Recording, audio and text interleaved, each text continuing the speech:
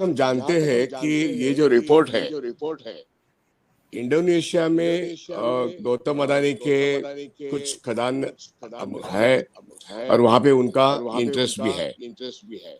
ये 2016-17 से इंपोर्ट करते हैं कोयला और इसके ओवर इन्वाइसिंग करते हैं।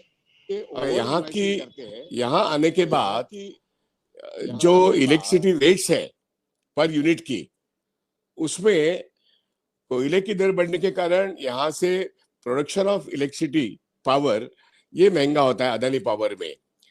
तो यहाँ का पावर का रेट पर यूनिट बढ़ता है क्योंकि वहां का ऑयल इन्वेस्टिंग है।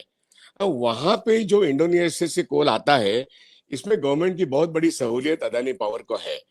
अभी वहां पे उनके एजेंट वही है, ब्रोकर्स भी वही है, ओनर्स भी वही है और इनको बहुत बड़ी इंपोर्ट सब्सिडी है। और फिर भी ये ओवर इन्वाइसिंग उन्हीं के कोल के प्राइस के करते हैं। यहाँ पे उनके पावर की कीमत बढ़ाने के लिए ये स्कैम है और ये स्कैम मल्टी क्लोर है।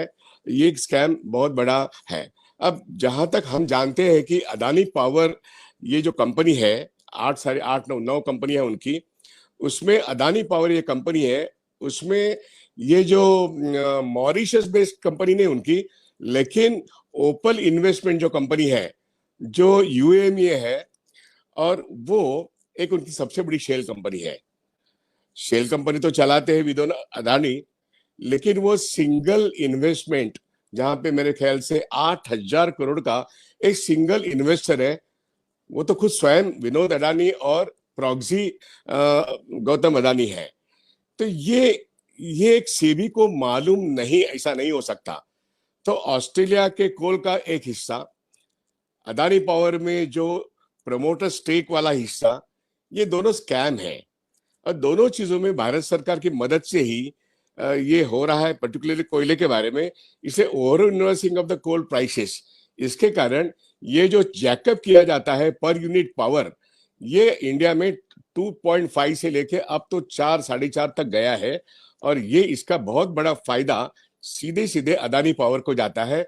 और पर यूनिट का खर्चा बढ़ने के कारण वो हमारे कस्टमर जो है, इलेक्ट्रिसिटी के कस्टमर जो है, उनके पॉकेट से जाता है। तो ये मेरे ख्याल से एक बहुत बड़ी लूट है पावर कंज्यूमर्स की, मतलब भारतीय जनता की, क्योंकि अदानी पावर के पास अब सब कुछ है। बम्बई की रिलायंस की जो पावर है वो तो अदानी ने ले ली है, और खुद का उसका भिवंडी में एक बहुत बड़ा प्लांट है।